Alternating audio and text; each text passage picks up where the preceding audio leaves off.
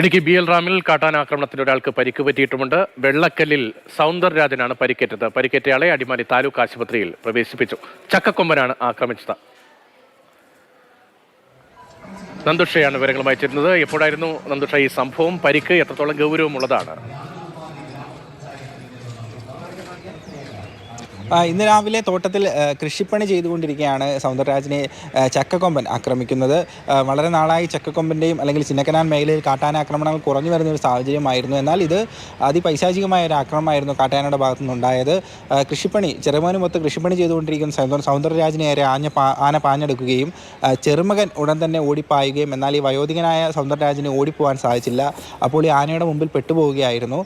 രണ്ട് കൈയും ഒടിയുകയുണ്ടായി. സൗന്ദരരാജൻ്റെ നെഞ്ചത്തും പരിക്കേറ്റിട്ടുണ്ട്.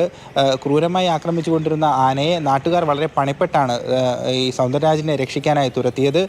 വീണ്ടും കൃഷിയിടത്തിൽ തന്നെ നിലയുറപ്പിച്ചിരുന്ന ആന വനംവകുപ്പ് ഉദ്യോഗസ്ഥരുടെയും നാട്ടുകാരുടെയും സംയുക്തമായിട്ടുള്ള കുറേ നേരത്തെ പരിശ്രമത്തിന് ശേഷമാണ് വനമേഖലയിലേക്ക് മടങ്ങിയത്. ഏതായാലും സൗന്ദരരാജനെ ആദ്യം ചിന്നക്കനാലിലെ ഒരു സ്വകാര്യ ആശുപത്രിയിൽ പ്രവേശിപ്പിച്ചെങ്കിലും പിന്നീട് പരിക്ക് ഗുരുതരമായതിനാൽ തേനിയിലെ മെഡിക്കൽ കോളേജ് ആശുപത്രിയിലേക്ക് മാറ്റുകയായിരുന്നു. നിലവിൽ ഇദ്ദേഹത്തിൻ്റെ ജീവന് ആപത്തുണ്ടാകുന്ന തരത്തിലുള്ള പരിക്ക് ഏറ്റിട്ടില്ല എന്നാണ് തേനി മെഡിക്കൽ കോളേജ് അധികൃതർ വ്യക്തമാക്കുന്നത്. എങ്കിലും ഗുരുതരമായ രീതിയിൽ രണ്ട് കൈയും ഒടിയുകയുണ്ടായി, നെഞ്ചിന് പരിക്കേറ്റു.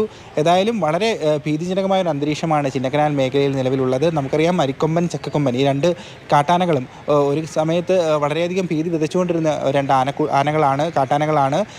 ഇതിൽ ചക്കക്കൊമ്പൻ ഇപ്പോഴും ജനങ്ങളെ ആക്രമിക്കുന്ന തരത്തിലേക്ക് മാറിയിട്ടുണ്ട് എന്ന് വീണ്ടും വാർത്തകൾ വരുമ്പോൾ അത് ചിന്നക്കനാൽ മേഖലയിലെ ആളുകളെ വളരെയധികം പരിഭ്രാന്തനാക്കുന്ന ഒരു ഘടകം തന്നെയാണ്. വനംവകുപ്പ് അധികൃതർ ഈ ആനയുടെ ഭീഷണി ഇനിയും നിലനിൽക്കുന്നതിനാൽ മേഖലയിൽ ക്യാമ്പ് ചെയ്ത് നിരീക്ഷണം നടത്തുന്നുണ്ട്. ഏതായാലും തുടർ ദിവസങ്ങളിലും കൂടുതൽ വനംവകുപ്പ് ഉദ്യോഗസ്ഥരെത്തി കാട്ടാന ആക്രമണം തടയാനുള്ള നടപടികൾ സ്വീകരിക്കുമെന്നാണ് നമുക്കറിയാൻ സാധിക്കുന്നത്. ശരി.